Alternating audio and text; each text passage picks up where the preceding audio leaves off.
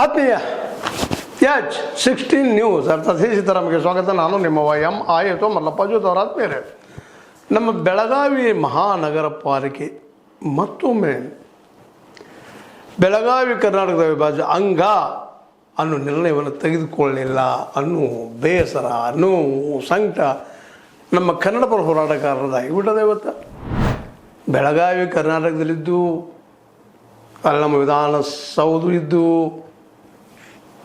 ಅದೇ ರೀತಿಯಾಗಿ ಕನ್ನಡಿಗರಿಗೆ ಇವತ್ತು ದಿನಕ್ಕೆ ಹೆಚ್ಚಾಗ್ತಿದ್ದು ಎಲ್ಲ ಇದ್ದರು. ಮತ್ತು ಇತಿಹಾಸದಲ್ಲೂ ನಿಶ್ಚಿತವಾಗಿ ಕರ್ನಾಟಕದ ಭಾಗ ಆಗಿದ್ದರೂ ಸಹ ಇವತ್ತು ಮೇಯರ್ ಅವರು ಭಾಳ ಚಂದ ಎಸ್ಕೇಪ್ ಆದರು. ಇಲ್ಲೆಲ್ಲ ಎಸ್ಕೇಪಿಸ್ಟ್ ಇದ್ದಾರೆ. ಕಾಂಗ್ರೆಸ್ಸಿಗಿರ್ಬೋದು, ಬಿ ಜೆ ಪಿಗಿರ್ಬೋದು, ಈ ಮೇಯರ್ ಇರ್ಬೋದು, ಉಪಮೇಯರ್ ಇರ್ಬೋದು, ಕೇವಲ ಕನ್ನಡ ಪರ ಹೋರಾಟಗಾರರು ಬಿಟ್ಟರೆ ಉಳಿದವರೆಲ್ಲರೂ ಚರ್ಮ ರಕ್ಷಕರು ಅಂತ. ತಾವು ಹೆಂಗೆ ಉಳಿಬೇಕು ಈ ಸಮಸ್ಯೆಯಿಂದ ಅನ್ನೋದು.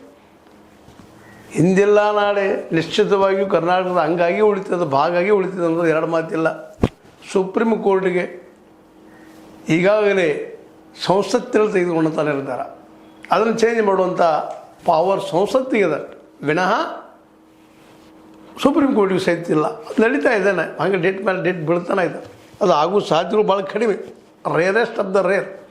ಯಾಕೆಂದ್ರೆ ಅದು ಒಂದು ಮಾಡಿದರೆ ಇಡೀ ದೇಶ ತುಂಬ ಇಂಥ ಸಮಸ್ಯೆಗಳು ಎದ್ದು ಬಿಡ್ತವೆ ಎಲ್ಲ ಕಡೆ. ನಾವು ಸುಪ್ರೀಂ ಕೋರ್ಟ್ ಹೋಗ್ಬೇಕಾಗ್ತದೆ. ನಮ್ಮ ಕೇರಳದಲ್ಲಿ ಹೋದಂತಹ ನಮ್ಮ ಕಿಂಗಣ್ಣರಯ್ಯರ ಊರು ಕಾಸರಗೋಡು, ಅದ್ವಾನಿ ನಮ್ಮ ಇದರಲ್ಲಿ ಆಂಧ್ರದಲ್ಲಿ ಹೋದಂಥದ್ದು. ನಾವು ಮತ್ತೆ ಕೇಳ್ತೀವಿ ಸುಪ್ರೀಂ ಕೋರ್ಟಿಗೆ ಹೋಗಿ ನಮ್ಮದು ಚೇಂಜ್ ಮಾಡಿರಪ್ಪ ಅಂತೇಳಿ. ನಾವು ಸೊಲ್ಲಾಪುರವನ್ನು ನಾವು ಕೇಳ್ತೀವಿ.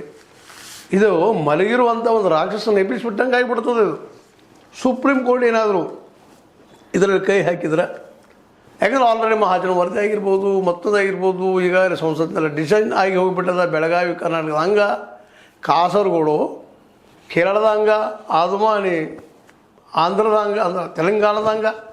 ಇಲ್ಲಿ ಡಿಸೈಡೆಡ್, ಇಲ್ಲಿ ಹೋಗಿದ್ದಾರೆ. ಅದ್ರ ಸಲುವಾಗಿ ಜಗಳದ ಕುಡಿದ್ರಲ್ಲಿ ಏನೂ ಇಲ್ಲ. ಬೆಳಗಾವಿ ನಮ್ಮದ್ರಿ ಇದು.